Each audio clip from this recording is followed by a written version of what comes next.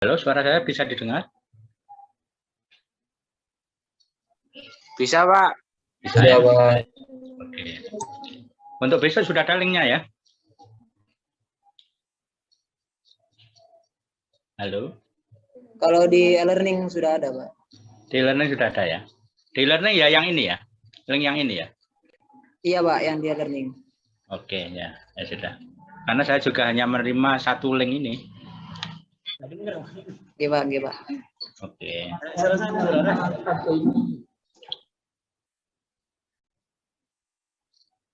Bagaimana jadwalnya sudah cukup enak ini? Pukul 8:15. Halo?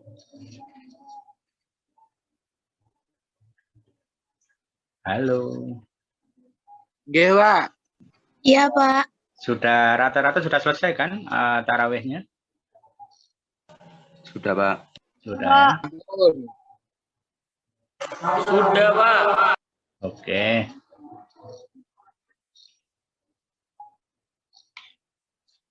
Apa ini? 43, baru 43. Belum separuh. Nah, baik, sudah 52. Saya kira bisa kita mulai.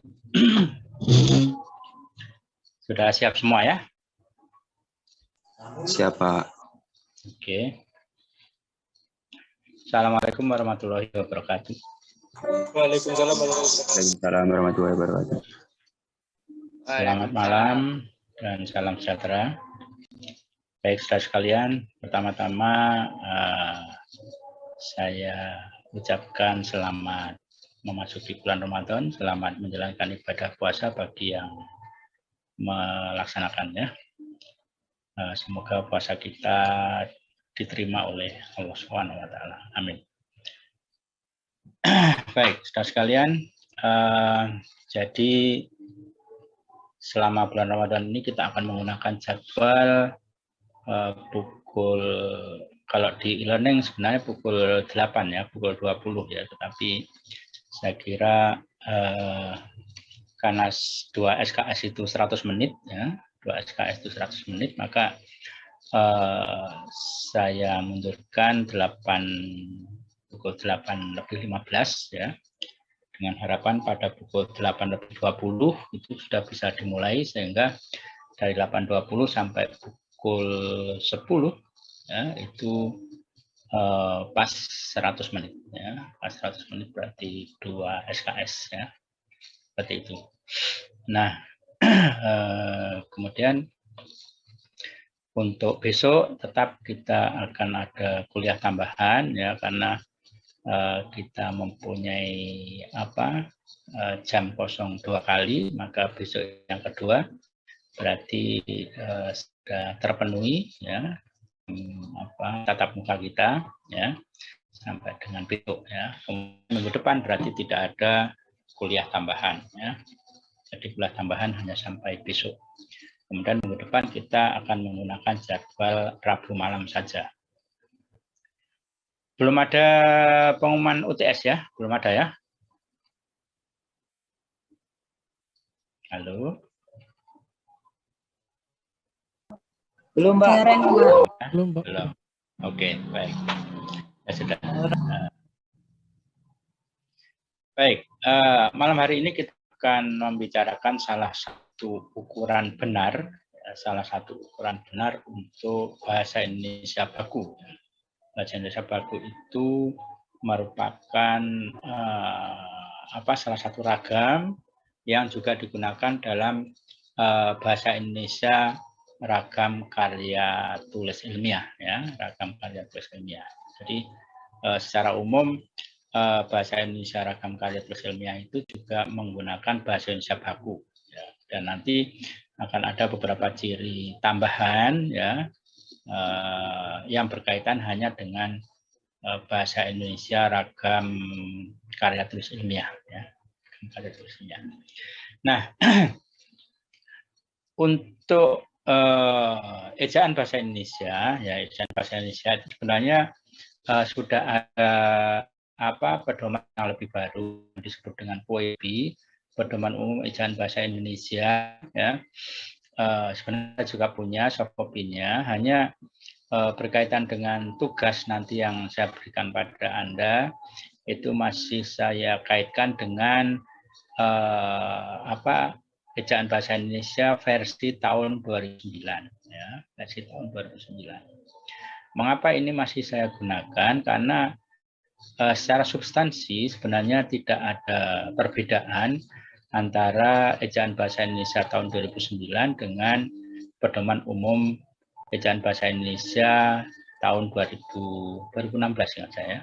2016 ya. Jadi secara substansi tidak ada perbedaan yang mencolok antara dua edisi ini ya, edisi 2009 dan edisi 2016 itu hanya pada penataannya ya, pada penataan bagian, subbagian ya, dan kaidah-kaidah yang ada pada kedua pedoman ejaan ini ya.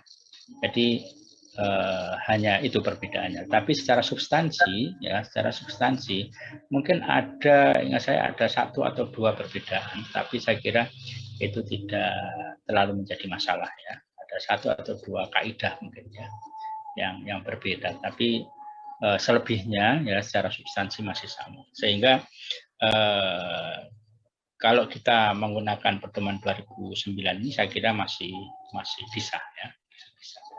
Tidak ada persoalan yang berarti. Nanti Anda bisa juga membandingkan dengan dengan Pedoman Umum Ejaan Bahasa Indonesia POEB yang tahun 2009 dan Anda bandingkan apakah memang yang saya katakan ini benar atau tidak ya. Jadi setahu saya ya, ketika membandingkan dua edisi ini hanya ada mungkin satu atau dua perbedaan, dan itu perbedaan yang tidak mencolok ya. Nah begitu. Nah kemudian berkaitan dengan Pedoman Umum Ejaan Bahasa Indonesia ini, mengapa ini perlu saya bicarakan di sini? Karena ini juga merupakan salah satu materi yang saya berikan pada istilahnya kontrak kuliah ya, istilahnya kok kontrak kuliah ya. Ya, jadi yang pernah kita bicarakan pada awal kuliah ya, pada awal kuliah. Nah, jadi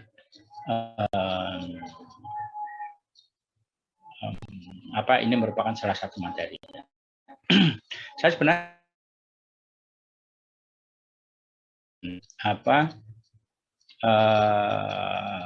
dengan materi-materi yang ada di dalam e-learning ya, e-learning yang ada pada e-learning saya ya untuk program studi TIF ini ya. Karena di sana dari Politeknik sudah ada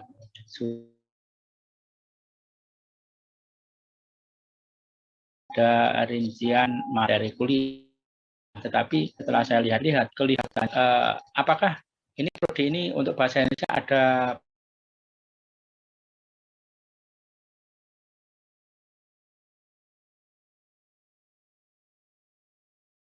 ada ya?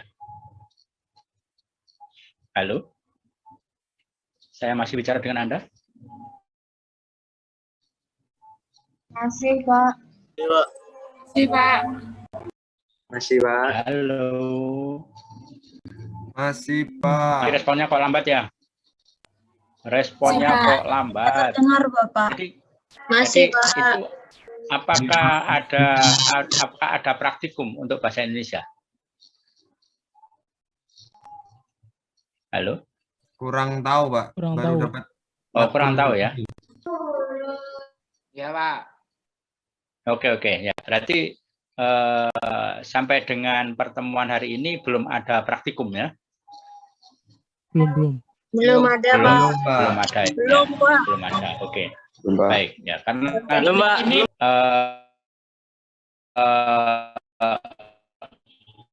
beberapa tahun yang lalu di Politeknik bahwa bahasa Indonesia ini informasinya adalah 3 SKS ya, 3 SKS, kemudian yang diserahkan kepada dosen dari luar Polije itu hanya 2 SKS, kemudian yang 1 SKS itu adalah praktikum ya, jadi praktek bahasa Indonesia. Ya. Jadi saya mencoba memahaminya seperti itu. Jadi materi-materi yang dikemukakan di dalam e-learning, ya, e-learning itu saya kira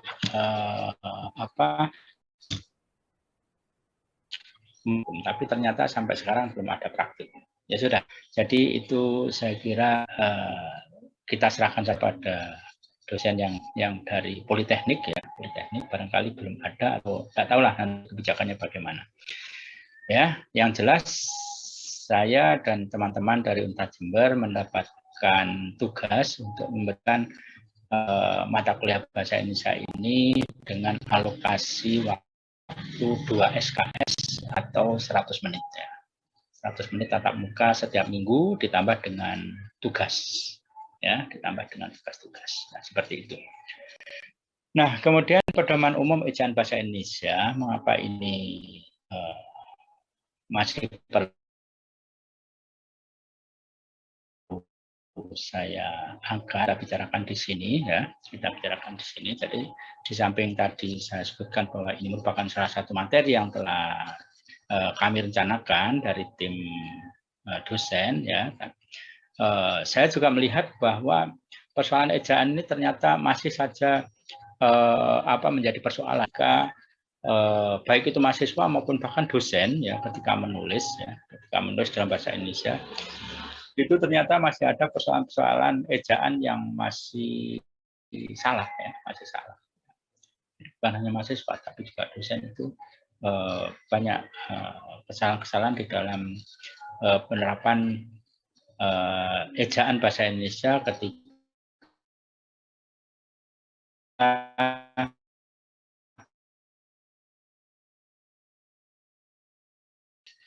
menulis karya tulis ilmiah ya. Jadi dengan demikian materi bahasa Indonesia ejaan sebenarnya sangat rinci, tetapi ketika saya menghadapi tulisan-tulisan mahasiswa saya khususnya di Fakultas Ilmu Budaya Unpad Jember masih saja ada kesalahan bahasa Indonesia. Nah, itu saya menganggap ini masih tetap perlu dibicarakan sekaligus juga untuk selalu mengingatkan pada kita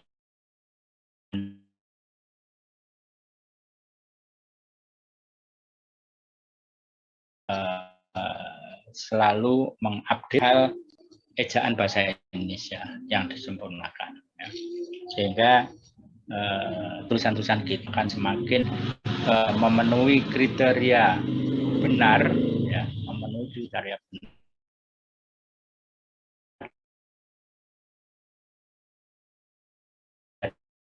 di sisi ejaan. Kita mempunyai waktu 1 kali tatap muka untuk membicarakan ejaan ini, sehingga saya kira kita juga tidak akan membicarakan secara keseluruhan ya, secara keseluruhan tidak, tapi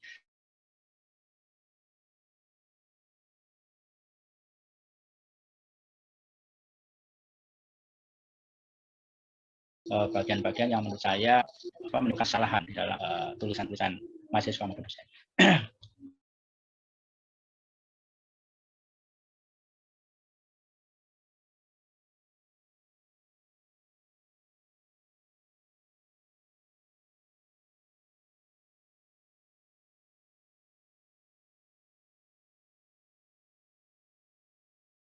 Menteri Pendidikan Nasional Republik Indonesia. Pak, suaranya putus-putus, Pak. Ini pembangunan bahasaan ya.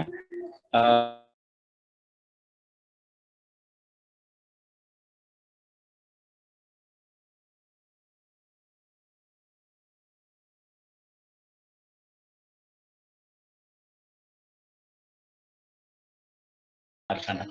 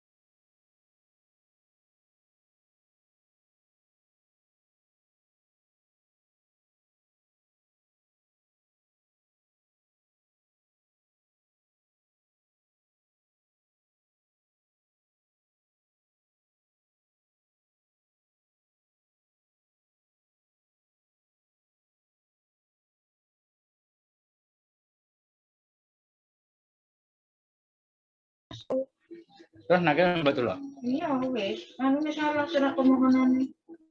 Salah aku baca dia. Bukan ngirim ya. Contoh. Wes contohnya dari permohonan. Ya wes. Iso ditunggu. Ya iku lho toko anu, toko file yang dikirim. Yes.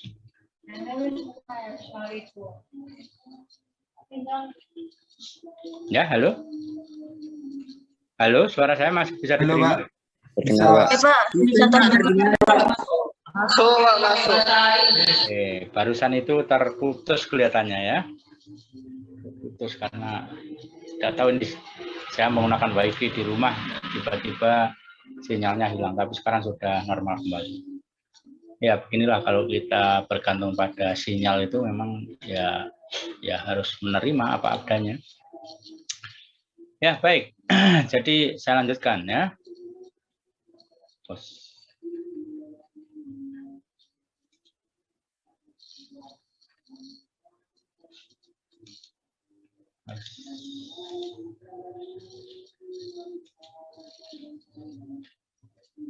Screen-nya hilang ya? Nggak ada, Pak. Oke, Pak, hilang. Tiba-tiba hilang juga. Hilang, Pak. Oke.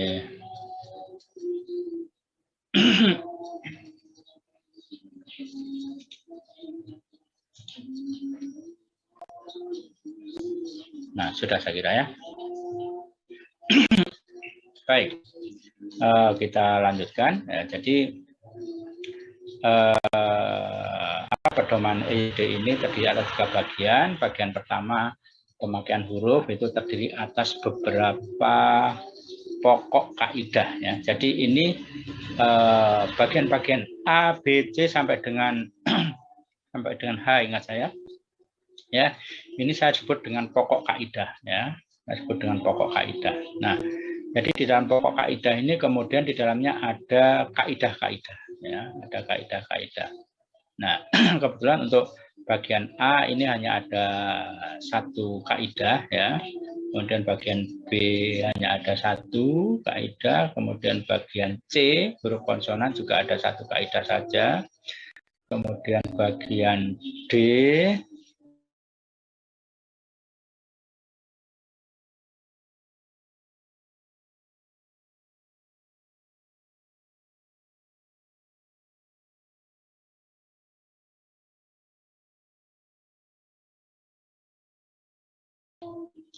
pokok kaidah F itu mengatur huruf kapital yang di dalamnya ada kaidah-kaidah ya, yaitu 1 huruf kapital atau huruf besar dipakai sebagai huruf pertama kata pada awal kalimat ya.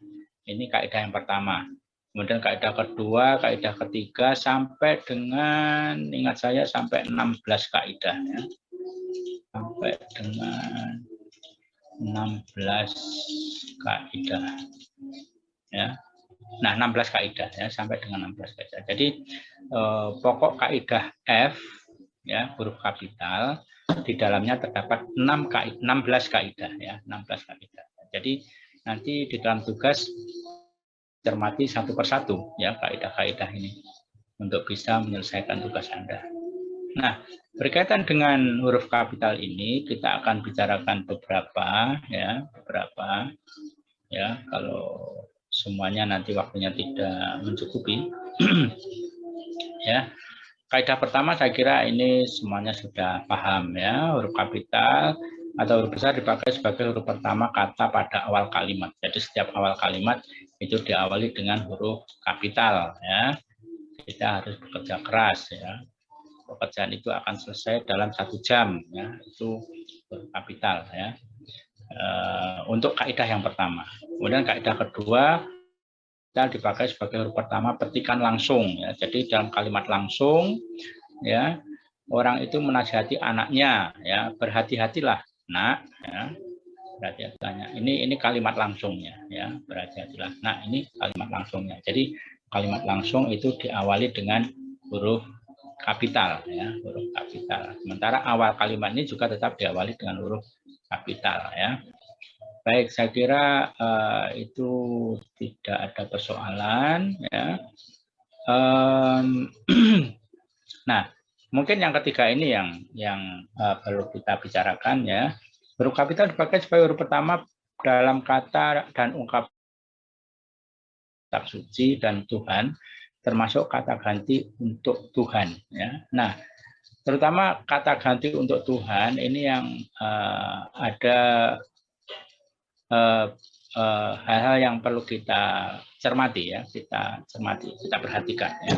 Karena di sini ada 3, ya, ada 3 kaidah, ya, pemakaian huruf kapital, ya. Jadi untuk kata-kata ganti nama Tuhan, ya, kata-kata ganti untuk nama Tuhan itu ada 3 cara penulisan, ya, ada 3 cara penulisan, ya. Yang pertama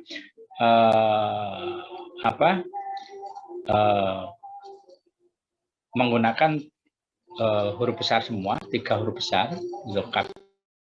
Yang Maha Kuasa ini hanya Y dan M saja yang huruf kapital. Sementara yang Maha Pengasih ini Maha dan Pengasih juga ditulis dalam huruf kapital, ya, dalam huruf kapital, ya. Yang mana apa kaidah yang mengatur ini? Kaidah yang mengatur ini adalah kalau kata ganti sifat Tuhan itu merupakan kata asal itu berarti kata yang belum mengalami penambahan afek, ya, belum mengalami penambahan prefix, ya, prefix, afek, prefix itu salah satu dari afek, ya, ya, maka itu ditulis serangkai antara kata maha, ya, unsur maha dengan kata kuasa sifat Tuhan, ya, itu ditulis serangkai. Kata sifat Tuhan itu merupakan kata berimbuhan, ya, kata berimbuhan, Maha Pengasih misalnya, maka antara Maha dan Pengasih itu dipisahkan, ya, dipisahkan, ya, dan kedua unsur itu sama-sama diawali dengan huruf kapital, ya, huruf kapital. Oke, ada yang bisa memberikan contoh kata-kata sifat Tuhan yang berupa kata asal, ya, seperti kata kuasa. Ada apa selain kata kuasa? Maha kuasa, kemudian maha apa lagi? Halo,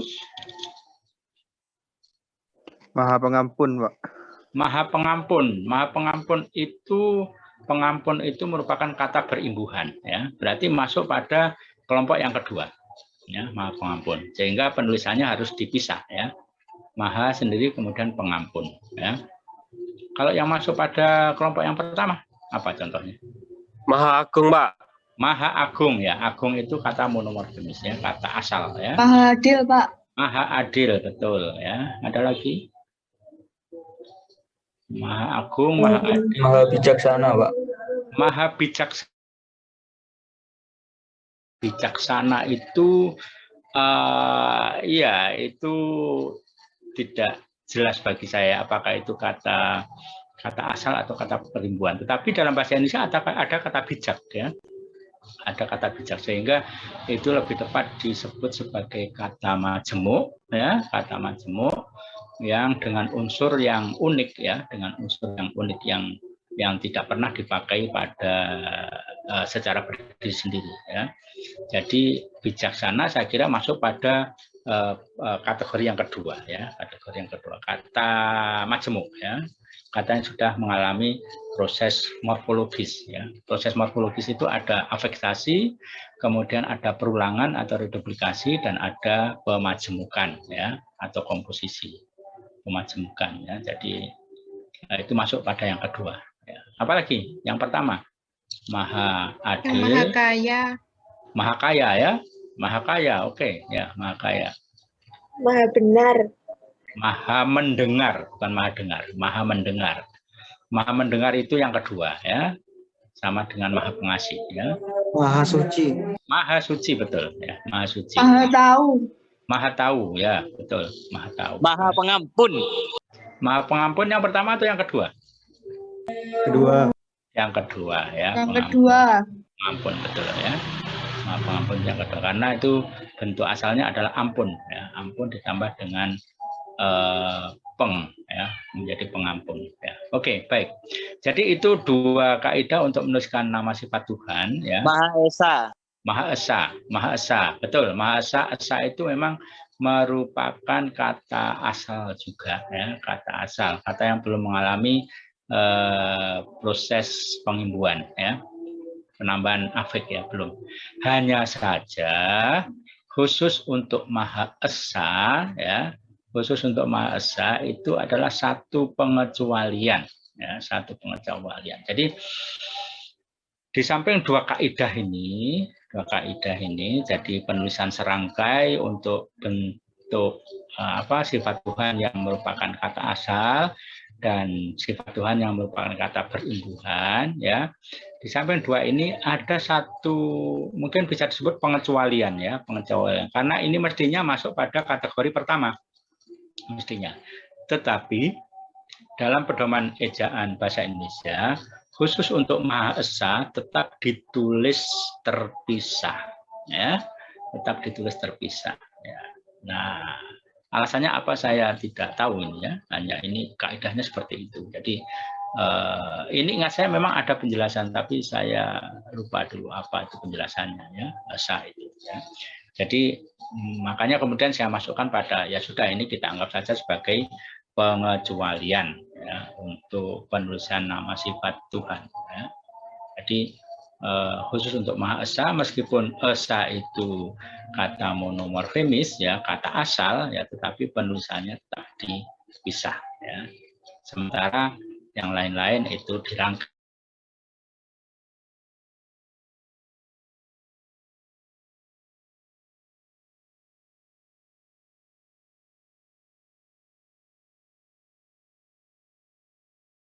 untuk pokok kaidah huruf kapital ya, huruf kapital. Nah, kemudian kalau kata ganti Tuhan itu dalam bentuk klitika itu nya, ku, mu, nya ya, ku, mu, nya ya. Mu itu berarti kata ganti ya, klitika kata ganti orang kedua. Nya itu berarti klitika kata ganti orang ketiga.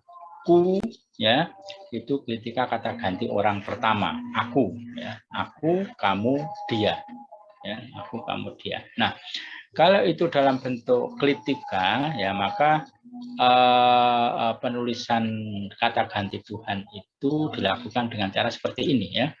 Jadi tetap diawali dengan huruf kapital nya, mu ya, tetapi diberi tanda hubung ya, tanda hubung dengan bagian kata di depannya. Jadi Tuhan akan menunjukkan jalan kepada hambanya ya, kepada hambanya.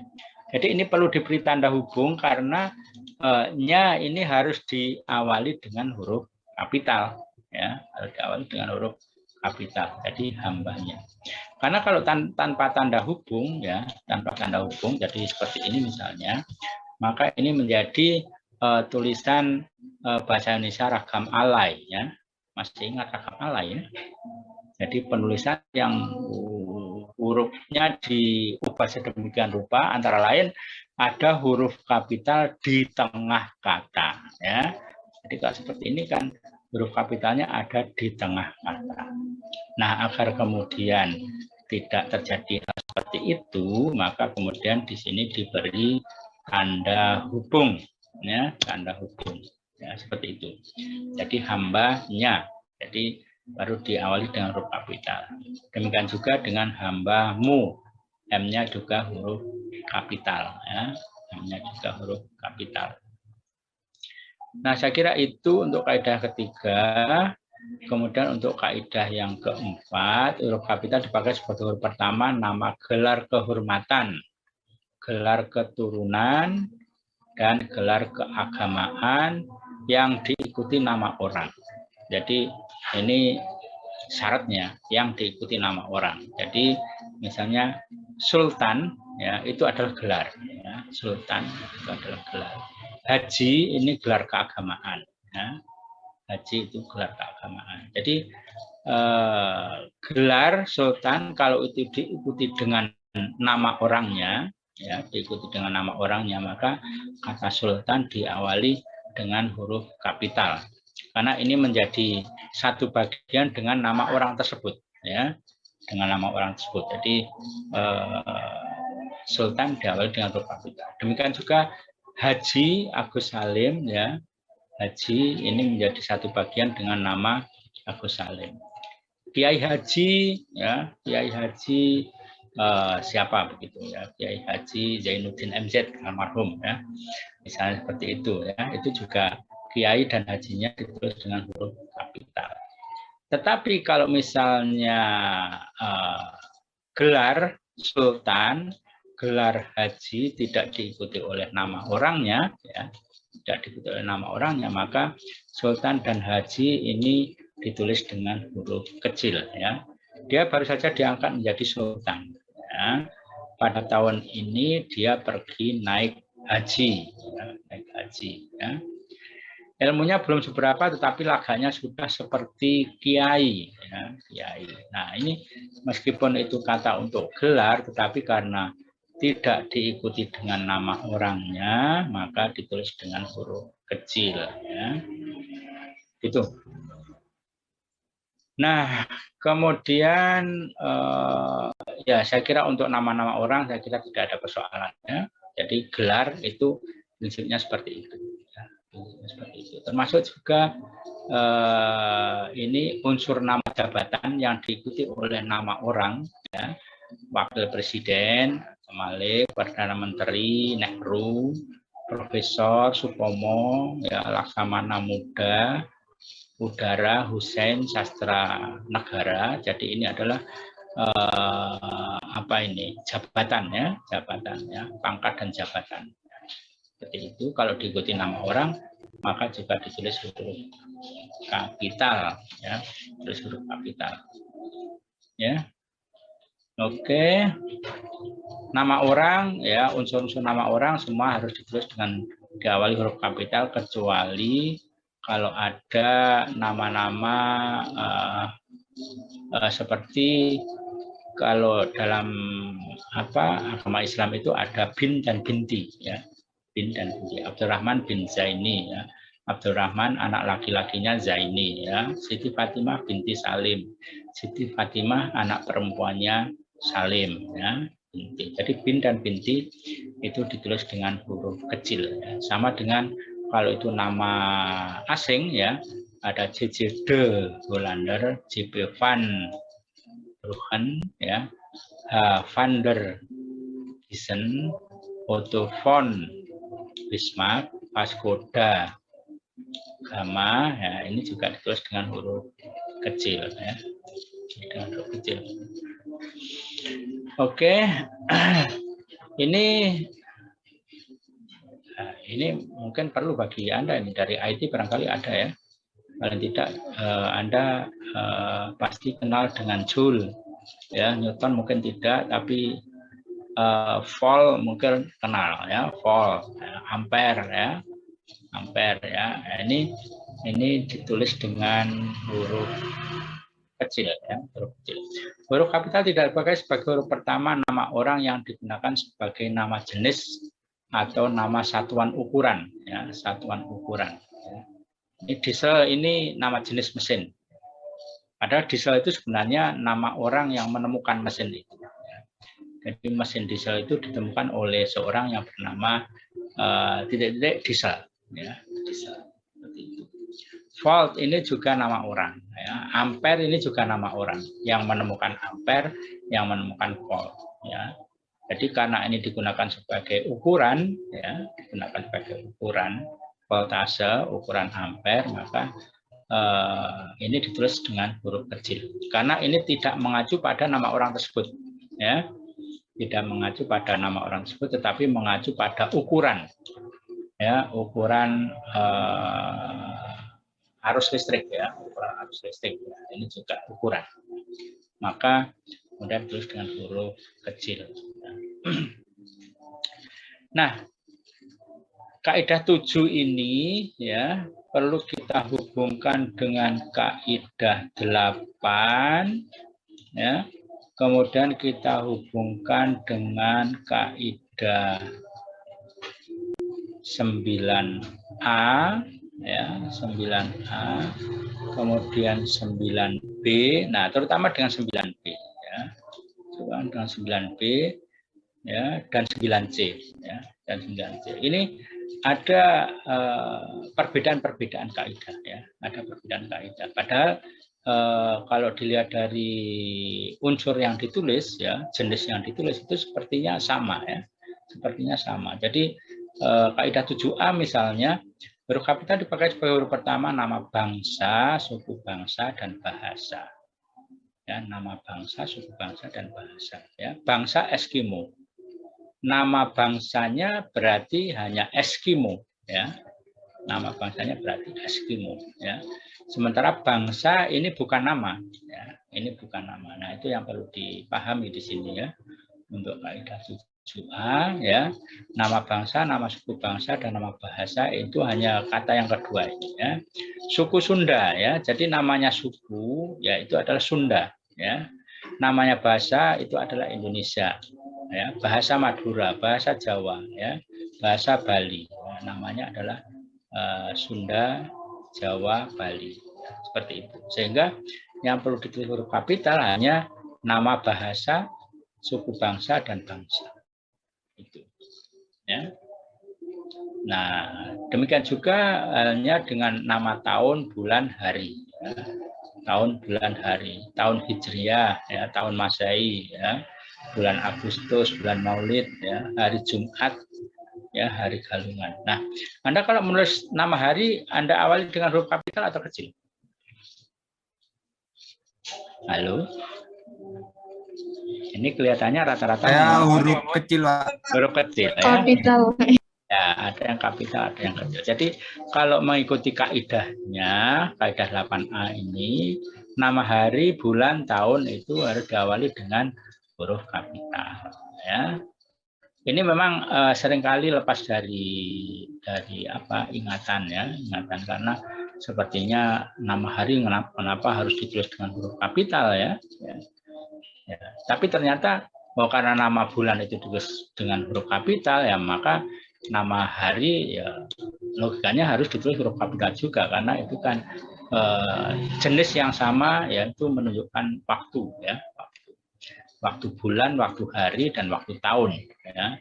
Tahun Masehi, tahun Hijriah. Ya. Kemudian hari Lebaran. Ya. Jadi ini hari-hari besar. Ya. Hari-hari besar. Hari Lebaran, hari Natal, yaitu ditulis dengan huruf kapital. Ditulis dengan huruf kapital. Nah,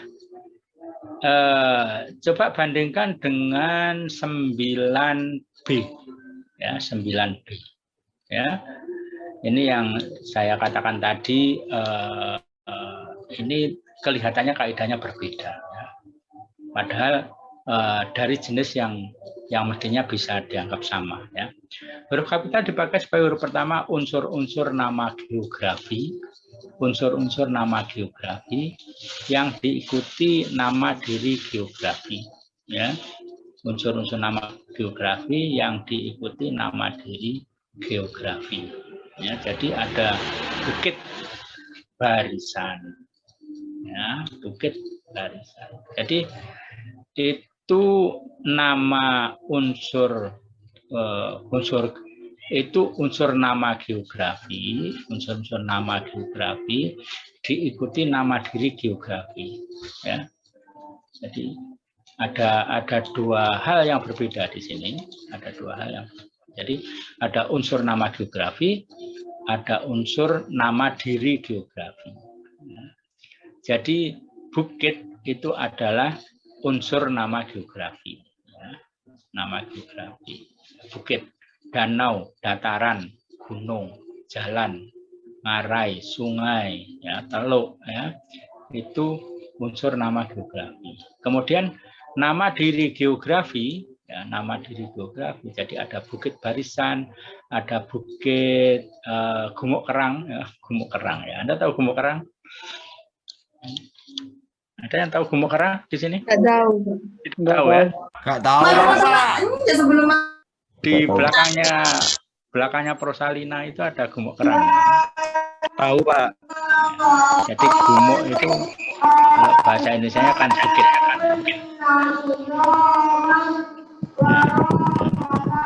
Oke, silakan lanjut ya. Halo. Oke ya, bukit. Ya, jadi bukit, danau, dataran ini nama unsur nama geografi. Kemudian Barisan, Toba, Tinggi Dieng, Semeru ini nama diri geografi. Makanya kemudian dua-duanya ditulis dengan huruf kapital ya. Setiap unsur kata yang menjadi nama geografi itu ditulis dengan huruf kapital. Padahal tadi bahasa ya, kemudian hari, bulan, tahun ya, bangsa, suku bangsa dan bahasa ya, ini kata bangsa, kata suku, kata bahasa ditulis dengan huruf kecil. Sementara yang ditulis dengan huruf besar hanya nama bangsa, nama suku bangsa, dan nama bahasa. Ya. Jadi ini sepertinya bertolak belakang ya, bertolak belakang atau berbeda antara kaidah 7A dengan kaidah 9B. Ya, 9B. Nah, seperti itu. Jadi ini yang harus kita cermati dan kita hafalkan ya. Kita hafalkan. Jadi kalau kita sedang menulis nama-nama geografi ya harus ditulis semuanya dengan huruf kapital. Tapi kalau nama bangsa, suku bangsa dan bahasa hanya unsur namanya saja yang ditulis dengan huruf kapital. Nah, ini yang barangkali juga mungkin terlupa pada kita. Jadi nama-nama daerah, ya, nama-nama daerah itu ada yang ditulis dengan huruf kapital, ada yang ditulis dengan huruf kecil, ya, huruf kecil. Jadi misalnya kalau ukiran Jepara, Jeparanya ditulis huruf kapital. Pempek Palembang, Palembangnya ditulis dengan huruf besar. Ya. Asinan Bogor, asinan khas Bogor. Ya. Sate soto Madura. Ya. Gitu. Tapi kalau nangka Belanda, kunci Inggris, petai Cina, pisang Ambon, ya, ini ditulis dengan huruf kecil semua. Ya, dengan huruf kecil semua. Apa kaidah yang membedakan? Kaidah yang membedakan adalah ini merupakan kekhasan budaya. Kekhasan budaya.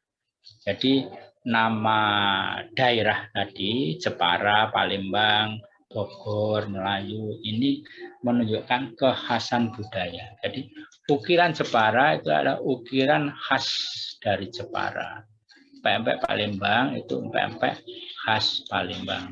Sate Madura, soto Madura, ya sate khas Madura, soto khas Madura.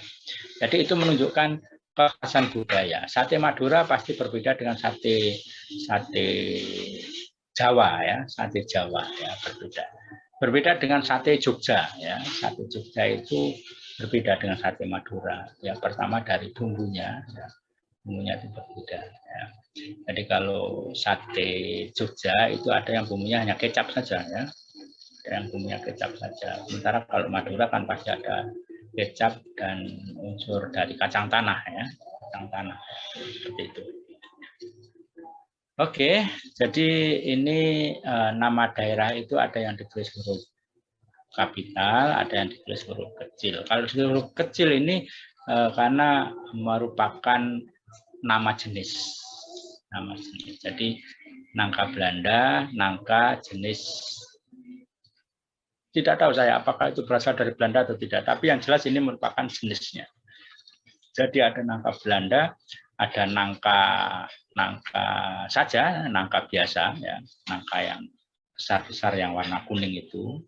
Kalau nangka Belanda itu kan sersat itu ya, sersat nangka Belanda. kunci Inggris ya. Kemudian petai Cina, ya petai Cina itu menunjukkan jenis ya. Petai yang jenisnya petai Cina ya. Pisang Ambon, pisang yang jenisnya Ambon ya. Apakah itu memang berasal dari Ambon atau tidak ya, itu tidak jelas di sini, tetapi yang jelas itu Ambon itu adalah nama daerah dan dalam hal ini dipakai sebagai nama jenis.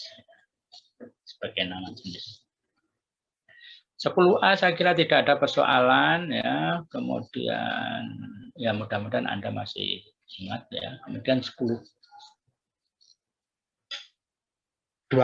ya, 12 ini berkaitan dengan title case ya. Jadi title case itu penulisan judul. Penulisan judul apakah itu judul buku atau judul atau nama majalah atau surat kabar ya, surat kabar itu ditulis dengan title case ya.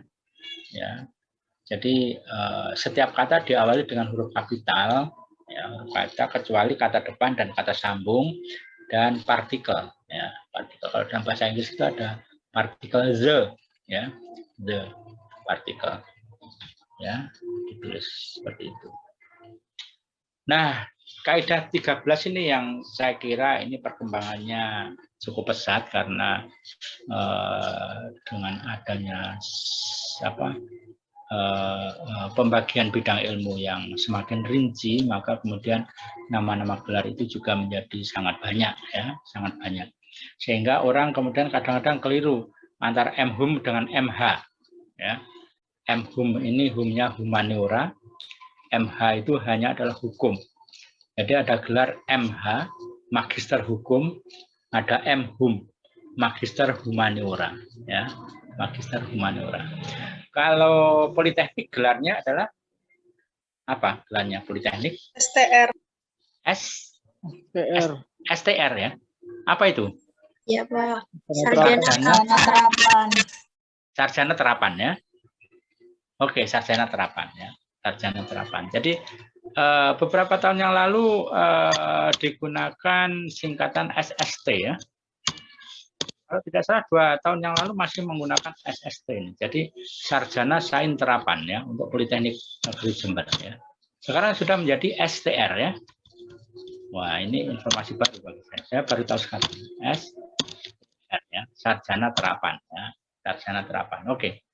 Jadi saya kira itu bisa ya.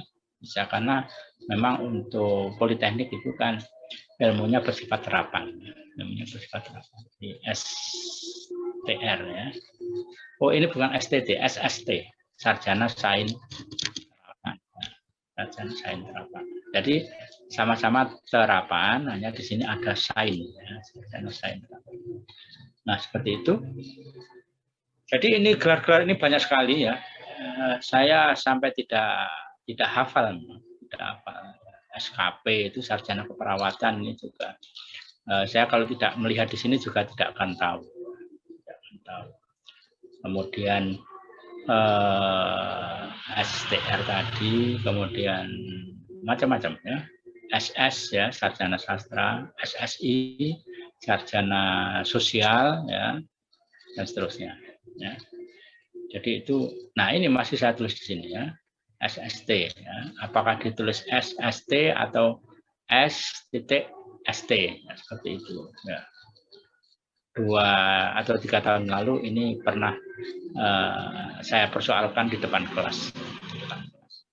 Tapi sekarang saya kira ini lebih bisa diikuti dan saya melihat di beberapa tempat Politeknik itu juga menggunakan STR ya, sarjana terapan. Oke. Ini tidak masalah sampai 16 ya, sampai 16. Nah, jadi begitu untuk pokok kaidah ya. F ya, huruf kapital itu ada 16 kaidah.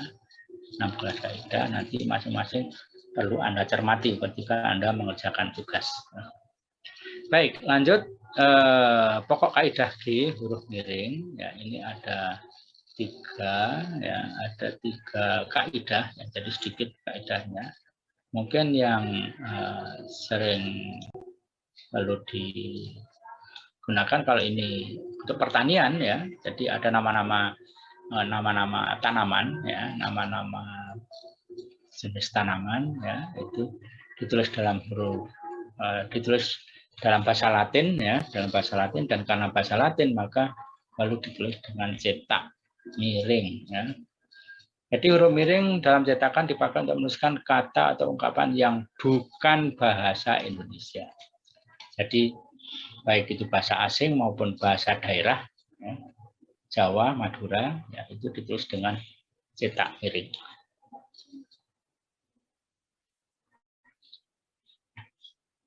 Oke, baik, saya kira itu ya. Kemudian untuk huruf tebal ini kita bicarakan nanti di pedoman penulisan karya ilmiah ya, tidak perlu kita bahas di sini. Ya. Nah, kemudian bagian 2, penulisan kata. Ya. Penulisan kata ini saya kira juga ada beberapa bagian yang perlu kita perhatikan ya. Nah, seperti ini ya. Imbuhan yang dirangkaikan dengan singkatan ya, itu harus diberi tanda hubung ya. Mem-PHK-kan, di PT-UN-kan ya. Atau kalau ada unsur yang harus cetak miring ya, di upgrade ya. Upgrade itu karena itu bahasa Inggris, maka perlu dicetak miring ya. Merecall ya, recall itu juga masih bahasa Inggris ya. Bahasa Inggris.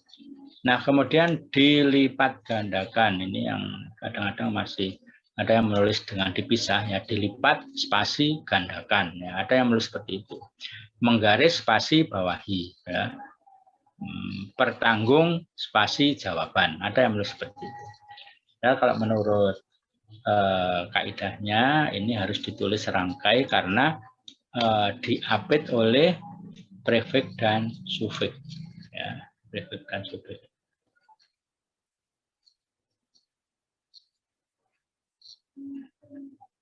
Nah, kemudian unsur-unsur ini diperlakukan tidak sebagai kata.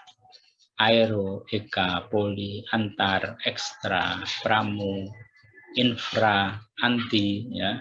Ini diperlakukan tidak sebagai kata karena memang unsur-unsur ini tidak pernah berdiri sendiri sebagai sebuah kata. Jadi anti tidak pernah berdiri sendiri sebagai sebuah kata.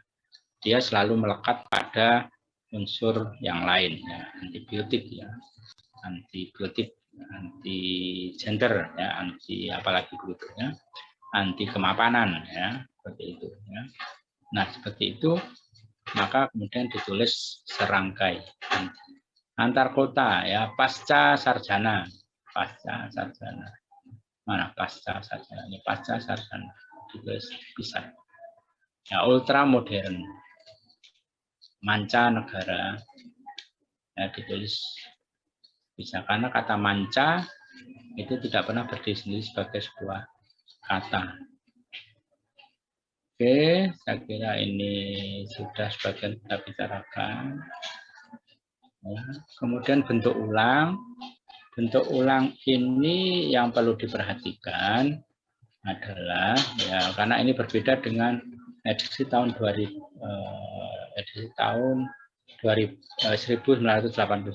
ya.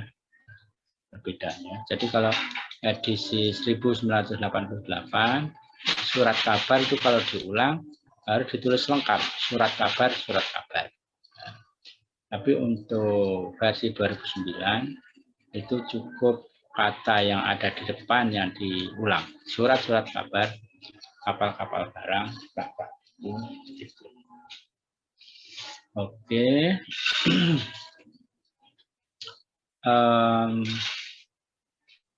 Apa ini? Ya, ini saya kira bisa kita lewati. Ya, gabungan kata, unsur-unsur gabungan kata yang lazim disebut dengan kata majmuk ditulis terpisah. Nah, ini kaidah umum ya, gabungan kata. Ya, ini yang seringkali ada perbedaan pendapat untuk kata-kata majmuk tertentu. Kata-kata majmuk karena ada kata majmuk yang dimasukkan dalam satu daftar yang harus ditulis serangkai, ya, ditulis serangkai. Sementara kaidah umumnya, ya, kata majmuk itu ditulis unsur-unsurnya ditulis terpisah, ya. Duta besar, model linear, kambing hitam, orang tua, ya, simpang 4, persegi panjang, mata pelajaran, mata kuliah harusnya ditulis terpisah juga, ya, terpisah juga, seperti itu. Nah, Anda bandingkan dengan yang nomor 3 ini, kaidah nomor 3, yang dirasa sudah padu benar ditulis serangkai. Ya, jadi misalnya anak yang mungkin kacamata, ya, kacamata ini ya, ini ukurannya bisa menjadi subjektif, ya, bisa menjadi subjektif karena bagi saya itu kacamata itu unsur-unsurnya tidak padu benar, ya, tidak padu benar karena makna kaca dan makna mata di situ masih jelas terlihat, ya, masih jelas terlihat. Nah, beda dengan matahari misalnya, ya, matahari, ya. Unsur mata dan unsur hari ini sudah dapat dikatakan tidak dikenali pada kata matahari. Makanya bisa ditulis serangkai. Tetapi kalau kacamata, ya, saya kira harusnya masih dipisah, ya, harusnya masih dipisah. Sapu tangan, ya, ini menurut saya ini juga masih perlu dipisah, ya. Segitiga, ya, barangkali, ya, ini relatif, ya, sukacita. Nah, maka kalau kita tidak hafal apakah satu kata majmuk itu ada di daftar ini atau tidak, ya, karena kalau ada di daftar ini harus ditulis serangkai, tapi kalau tidak harus ditulis terpisah, ya. Tapi kalau kita tidak ingat, ya, apakah segitiga itu harus ditulis serangkai atau ditulis dipisah, ya, ya kita gunakan pedoman umumnya ini tadi. Mana tadi pedoman umum?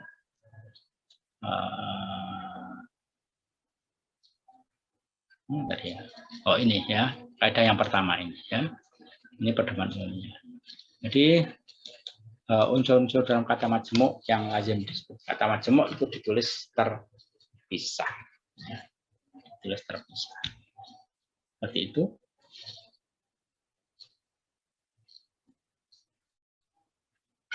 Nah, yang ini kalau bisa ini dihafalkan, ya, kalau bisa dihafalkan. Tapi kalau misalnya tidak hafal, ya kita menggunakan kriteria umum tadi bahwa unsur-unsur dalam kata majmuk itu ditulis terpisah. Oke. Saya kira ini tidak ada persoalan. Nah, tentang pemenggalan kata, ya, pemenggalan kata. Jadi ini berkaitan dengan pemenggalan kata. Ini ada perbedaan antara edisi 1988 dengan edisi 2009.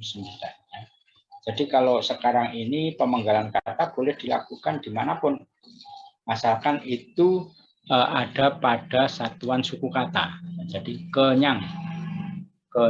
Ya. Ini ada suku kata ke, ada suku kata nyang. Maka pemenggalannya boleh di antara ke dan nyang. Mengkambing hitamkan, ya, mengkambing hitamkan, ya. Ini contoh yang saya kira kambing hitam. Pemenggalannya bagaimana? Pemenggalannya bisa mengkambing hitamkan, bisa seperti itu. Bisa juga mengkambing hitamkan. Jadi ini kemungkinan pemenggalannya bisa di sini, ya, bisa di sini, ya, bisa juga di sini, bisa juga di sini, bisa juga di sini, bisa juga di sini. Kalau sekarang seperti itu.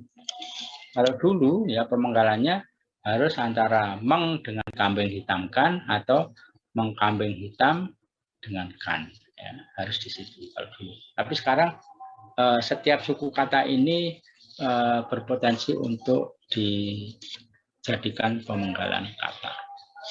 Ya, nah itu yang perlu dicermati. Ini yang kadang-kadang kita juga lepas dari pemahaman ya tentang pemanggalan kata yang di dalamnya ada urutan konsonan ya. Urutan konsonan. Jadi April ini kan ada urutan konsonan P dan R. Caplok ada urutan konsonan P dan L ya. Makhluk ya ada urutan KH dan L ya dan seterusnya. Nah, untuk kata-kata seperti ini maka pemenggalannya adalah di antara dua konsonan itu. Jadi kalau April antara P dan R pemenggalannya di situ. Ya, makhluk antara KH karena KH itu satu bunyi. Ya, makhluk ya. Jadi KH itu bukan dua bunyi tapi satu bunyi. Maka dalam pemenggalan ya itu dilakukan MAKH kemudian tanda hubung lo ya makhluk itu.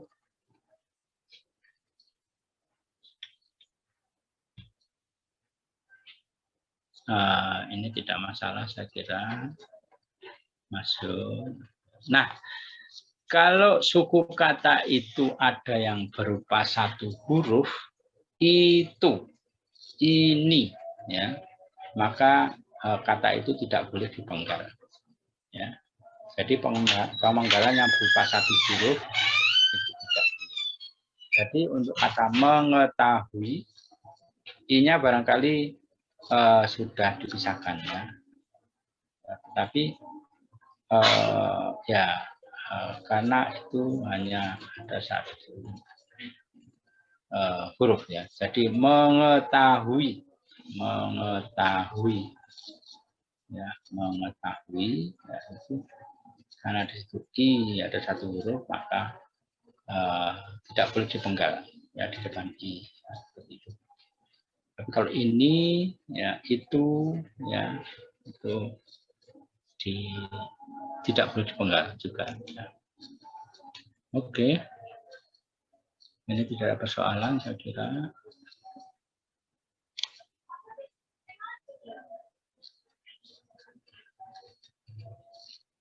Nah ini tadi yang pemenggalan itu biografi ya.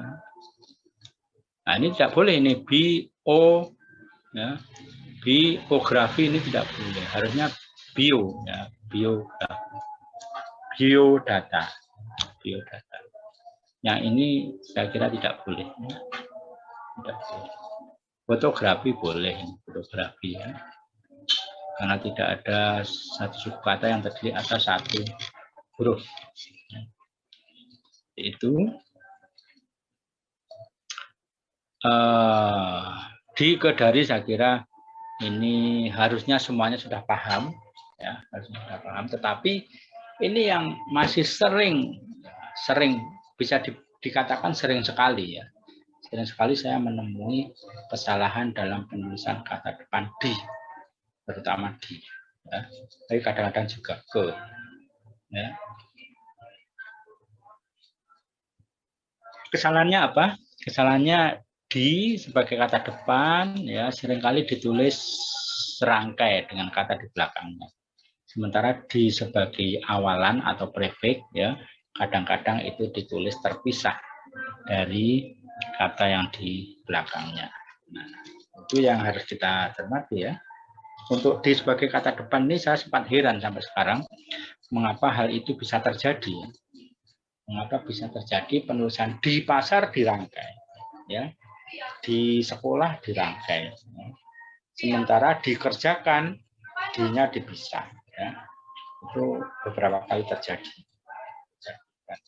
Ketika saya tanya kenapa atau mengapa hal itu bisa terjadi, sebagian itu menjawab karena memang tidak tahu ya. Ini yang agak saya kira agak perlu diperhatikan ya, perlu diperhatikan. Jadi ternyata ada mahasiswa yang tidak tahu kalau di sebagai kata depan ya itu harus dipisah dari induk kalimat.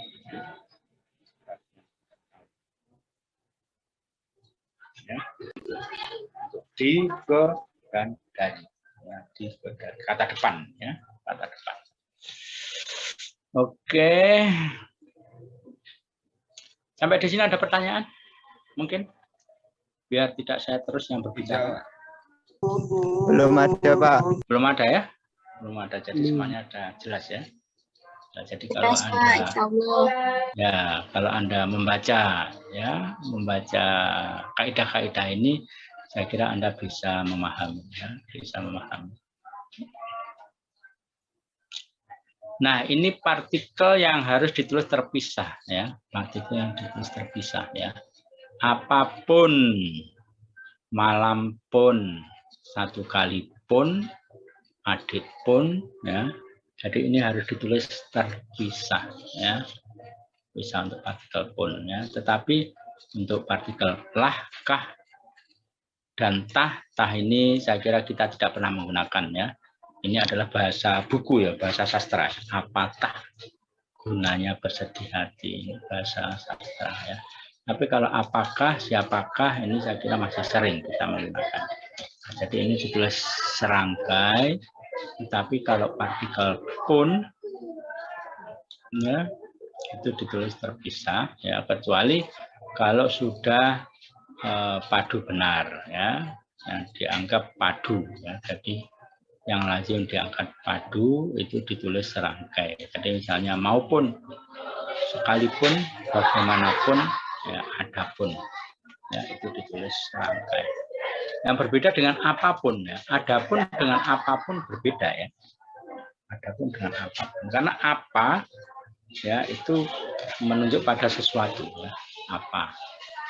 Apapun ya. Tapi kalau adapun ya, di situ ada tidak bermakna ada ya, tapi itu adapun sebagai satu kesatuan ya. Adapun sebab-sebabnya. Nah, adapun ini sebagai satu kesatuan. Seperti itu. Makanya ditulis serangkai. Ya, ditulis rangkai. Nah, per itu ada dua cara penulisan ya. Ada per yang ditulis rangkai, ada per yang ditulis terpisah ya. Jadi per yang ditulis rangkai ya. Mana per? Jadi ini contoh-contoh ini adalah menunjukkan terpisah ya. Jadi kalau per itu maknanya demi, tiap, atau mulai ya. Satu per satu maknanya satu demi satu ya. Per helai maknanya tiap helai ya. Per 1 Januari maknanya mulai 1 hari. Pegawai negeri mendapat kenaikan gaji per 1 hari. Mendapat kenaikan gaji mulai 1 Januari. Oke. Oke. Nah, singkatan dan akronim ya, singkatan dan akronim ini yang saya kira juga sering terjadi kesalahan, terutama untuk akronimnya ya, terutama untuk akronimnya. Untuk akronimnya, nah ini yang seringkali salah ya, seringkali salah. Jadi banyak akronim yang kemudian ditulis huruf besar semua ya, huruf besar semua seperti halnya singkatan ya. Padahal kalau akronim itu huruf besarnya atau huruf kapitalnya hanya pada bagian awal kata. Jadi Bulog, Badan Urusan Logistik, itu hanya B-nya yang ditulis huruf kapital. Tapi LIPI, Lembaga Ilmu Pengetahuan Indonesia, SIM, Surat Izin Mengemudi, ya, itu ditulis dengan huruf kapital semua. Ya, karena semuanya satu kata satu huruf, ya. Satu kata satu huruf, ditulis huruf besar semua. Tetapi kalau akronim, ya ini bedanya singkatan dengan akronim. Ya, akronim itu ada bagian kata yang ditulis lebih dari satu huruf. Badan Urusan Logistik, ya. Badan urusan masing-masing ditingkat dengan satu huruf. Badannya B, urusannya U. Tapi logistiknya disingkat dengan log. Ya. Log. Bulog. Ya. Maka akronim Bulog ditulis dengan hanya huruf awalnya yang ditulis huruf kapital. Ya. Bappenas ya, Badan Perencanaan Pembangunan Nasional. Ya, badannya ditulis dengan 2 huruf BA ya. Badan ya. Perencanaan disingkat 1 huruf P, pembangunan disingkat PE ya. PE 2 huruf, kemudian nasional disingkat dengan 3 huruf NAS ya. Makanya ini masuk pada kategori akronim yang ditulis dengan huruf awal saja yang huruf kapital ya. IWAPI, Ikatan Wanita Pengusaha Indonesia ya. Hanya W-nya ya. Ya, hanya W. Ikatannya disingkat I, pengusahanya disingkat 1 huruf P, Indonesianya disingkat dengan 1 huruf I. Tetapi wanitanya disingkat dengan 2 huruf WA ya, WA. Maka ini juga masuk pada kategori akronim ya, akronim. Oke. Ya, jadi begitu. Angka-angka saya kira ini tidak ada persoalan ya. Angka-angka ya, kemudian nah, tapi kalau penulisan angka ini yang perlu diperhatikan ya. Jadi ini pasti sering kita gunakan ya. Kaidahnya, bilangan dalam teks yang dapat dinyatakan dengan 1 atau 2 kata ditulis dengan huruf, kecuali jika bilangan itu dipakai secara berurutan seperti dalam perincian atau paparan ya. Jadi kalau dipakai 1 kali ya, ini 3 kali ya. 3 kali. Karena 3 itu hanya 1 kata, maka ditulis dengan huruf ya, tidak ditulis dengan angka ya. Ya, jadi bilangan dalam teks yang dapat dinyatakan dengan 1 atau 2 kata. Jadi kalau 1 atau 2 kata maka masih ditulis dengan huruf. Tetapi kalau sudah 3 kata atau lebih, jadi seperti 72 ya, 72 itu terdiri atas 3 kata, kata 7, kata 10 dan kata 2. Maka ditulis dengan angka ya, ditulis dengan angka. Kemudian 52 ini juga angka 52, tapi 15 ini mestinya ditulis dengan huruf ya, karena hanya terdiri atas 2 kata. Terdiri atas 2 kata harusnya masuk pada kategori harus ditulis dengan huruf ya. Tetapi karena ini ada dalam pemakaian yang berurutan 72, 52, 15 ya, maka ada unsur kalimat yang angkanya harus ditulis dengan huruf ya, karena angkanya menunjukkan pemakaian 2 kata. 72 ya, itu 3 huruf, makanya harus ditulis dengan angka ya, 3 huruf. Tapi 15 ini harusnya ditulis dengan huruf ya, tapi di sini ditulis dengan angka karena ditulis bersama-sama dengan kata bilangan yang lain. Kata bilangan yang lain yang terdiri atas 3 huruf, 3 kata atau lebih. Oke.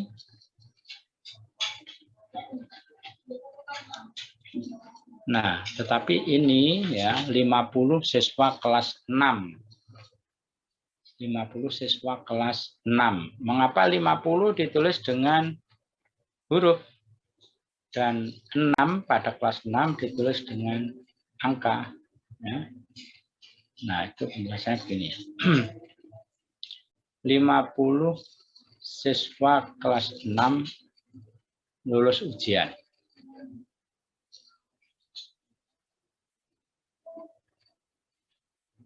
Jadi kalau 50 ya itu memang 50 itu kan karena terdiri atas 2 kata harusnya ditulis dengan huruf, itu sudah benar ya.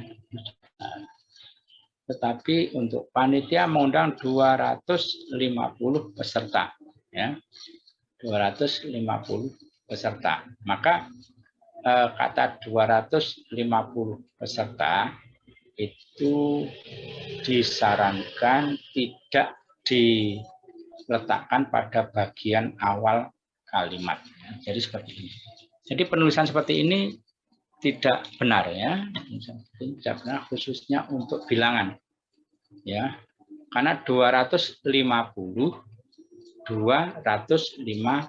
terdiri atas 4 kata, harusnya ditulis dengan bilangan itu sudah benar, tetapi kalau posisinya di awal kalimat ya, awal kalimat itu sebaiknya bukan berupa bilangan ya, bukan berupa bilangan. Maka kemudian disarankan yang seperti ini tidak ditempatkan pada posisi awal kalimat ya, seperti ini. Oke. Bentar. 550 miliar. Nah, 550 miliar ya. Ini kalau ditulis dengan angka semua ya ini menjadi panjang sekali ya, panjang sekali. Maka kemudian boleh ditulis dengan sebagian angka, sebagian huruf ya. 550 miliar ya. Itu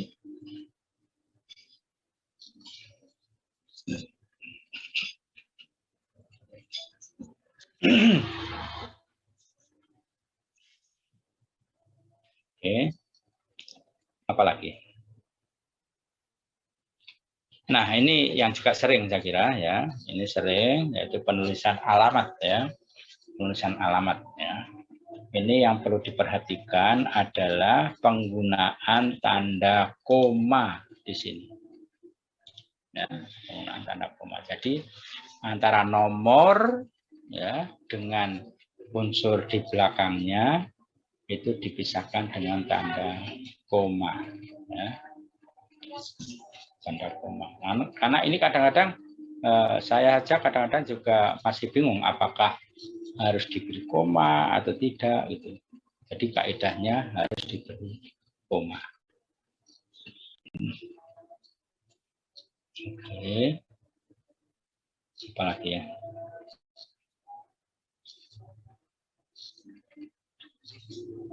Ini saya kira sudah, tidak ada persoalan. Nah, tanda baca ini yang ternyata juga banyak sekali tanda baca ini ya kaidahnya. Banyak sekali ya. Tapi ada beberapa saja yang perlu dicermati ya. Jadi misalnya pukul 1:35 menit dan lewat 20 detik. Ya, lewat 20 detik. Maka penulisannya adalah pukul 1:35.20. 1:25.20 ini artinya pukul 1:35 menit lewat 20 detik.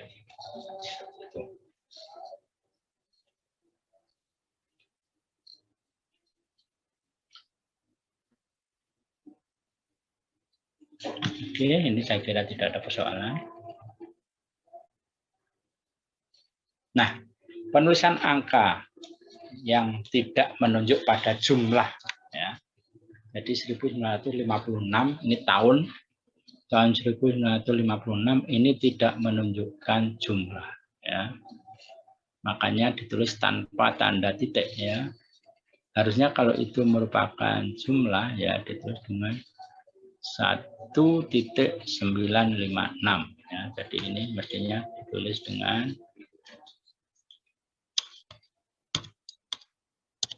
1.956. Tapi karena ini tidak menunjuk jumlah, maka ini ditulis tanpa tanda titik. Anda perlu pahami yang menunjukkan jumlah dan menunjukkan bukan jumlah ya. Jadi tahun 1956 itu berarti menunjukkan urutan ya, urutan dari tahun pertama sampai dengan tahun 1956. Halaman 2, 3, 4, 5 ini juga urutan ya, bukan jumlah ya. Nomor mahasiswa, ya nomor mahasiswa itu juga bukan jumlah, tapi itu adalah urutan. Makanya penulisannya tanpa tanda titik, ya, tanpa tanda titik. Oke.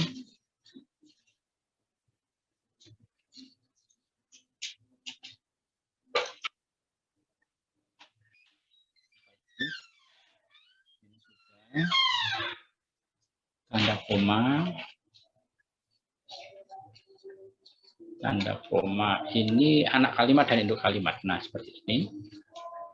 Jadi kalau anak kalimatnya di depan, ya, maka setelah anak kalimat diberi koma. Karena tidak congkak itu anak kalimat, maka kemudian diberi koma, ya, diberi koma. Karena tidak congkak, dia mempunyai banyak teman. Ya. Oke. Nah, kata-kata penghubung antar kalimat oleh karena itu, jadi dengan demikian sehubungan dengan itu, meskipun begitu harus diikuti dengan koma. Ya. Oleh karena itu koma, ya, dia memperoleh beasiswa belajar di luar negeri. Nah, itu jadi ini tidak menggunakan urutan. Ya, tidak menggunakan apa sini, karena ini kata penghubung antar kalimat, maka setelah kata penghubung itu diberi dengan tanda koma. Begitu. Oke. Ini tadi sudah alamat, ya. Dan ini kata apa, daftar pustaka. Nah, kemudian ini, nah ini untuk penulisan gelar, kalau di belakang ada 2 gelar atau lebih, maka ada 2 tanda di sini, tanda titik dan tanda koma. Tanda titik itu untuk singkatan SE, tanda koma itu untuk memisahkan antara SE dengan MM, ya, seperti itu. Oke, saya kira yang lainnya bisa dibaca sendiri. Kemudian saya akan jelaskan tentang tugasnya. Ini waktu tinggal 5 menit, ya. Waktu tinggal 5 menit, saya jelaskan tugasnya. Baik, sampai di sini ada pertanyaan? Tidak ada, Pak. Tidak ada, oke. Tidak ada, berarti jelas semua, ya. Ini sifatnya hanya mengulangi saja, ya. Nah, ini tugasnya, ya. Tugas ini dikerjakan mandiri, ya, kelompok saja sudah, ya, kelompok 1 kelompok 2 orang, ya. Tugas dikerjakan berkelompok, ya, maksimal 2.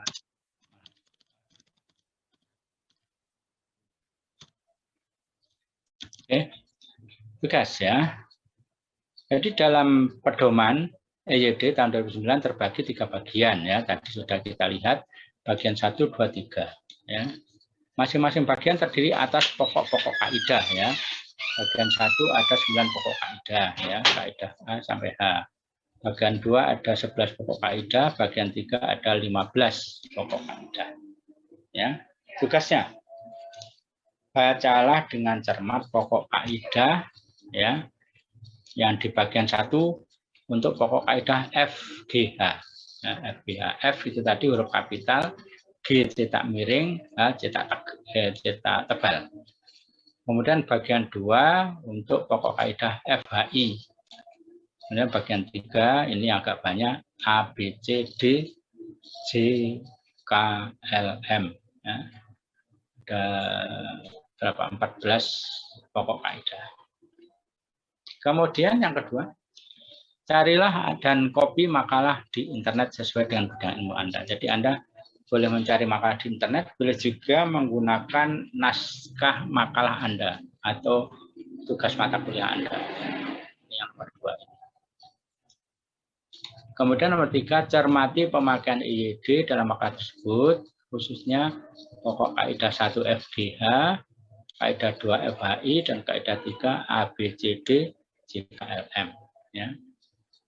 Kemudian beri nomor urut pada setiap butir kaidah. Ya. Kemudian cari dan copy kaidah yang menjelaskan pemakaian EYD tersebut. Ya. Ini nanti akan jelas dengan contoh ya, akan jelas dengan contoh. Kemudian jumlah pemakaian EYD minimal 25 kaidah ya, yang tersebar merata pada 10 pokok kaidah. Misalnya pemakaian huruf kapital ada 3 kaidah ya. Meskipun ini ada 16 kaidah, tapi yang muncul adalah yang perlu Anda baca hanya 3 kaidah saja ya.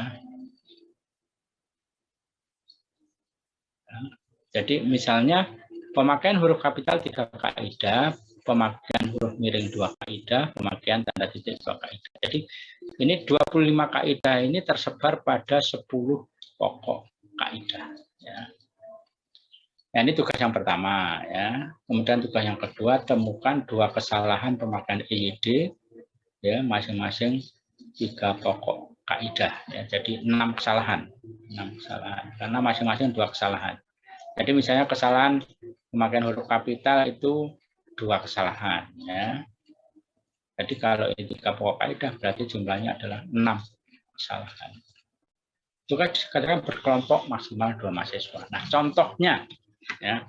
Contohnya agar ini tadi jelas ya, agar ini tadi jelas, contohnya seperti ini. Jadi misalnya ini adalah naskah. Ya.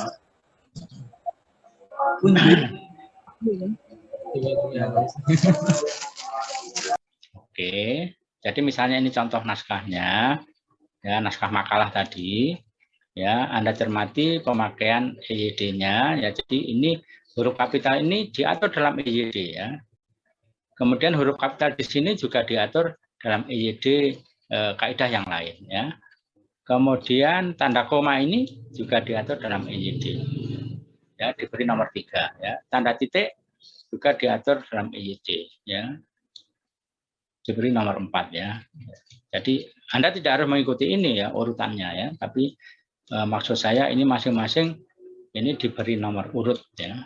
Apa gunanya nomor urut nanti? Maka ini ya 1 ini dijelaskan di poin 1 ya, dijelaskan di poin 1. Oke ya. Kemudian 2 dijelaskan di poin 2, 3 dijelaskan di poin 3 dan seterusnya sampai 25 kaidah ya. 25 kaidah yang tersebar merata pada 10 pokok kaidah ya. Kemudian setelah Anda tandai dengan nomor 1, 2, 3 sampai 25, maka kemudian Anda cari kaidah yang mengatur nomor 1 ini ya.